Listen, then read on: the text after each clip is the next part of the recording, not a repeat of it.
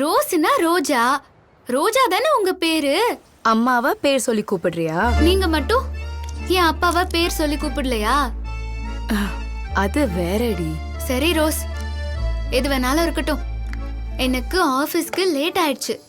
என்ன விஷயம் சொல்லுங்க ரோஸ். சரி, இன்னைக்கு முதல் தடவையா ஆபீஸ் போறல்ல, 12 மணிக்கு மேல கிளம்பு, அப்பதான் நல்ல நேரம்.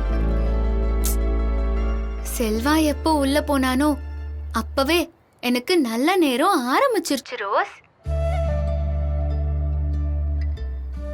ரோஸ் என்னாச்சு? ஒன்னும் இல்லம்மா, நானே உன் வாழ்க்கையில எவ்வளவு பெரிய தப்பு பண்ணிருப்பேன். அந்த செல்வா. ரோஸ், நீ உடனே ஃபீல் பண்ண ஆரம்பிச்சிராத. நமக்கெல்லாம் அப்படி எந்த கெட்டதும் அப்பா நடக்க விடவே மாட்டாரு.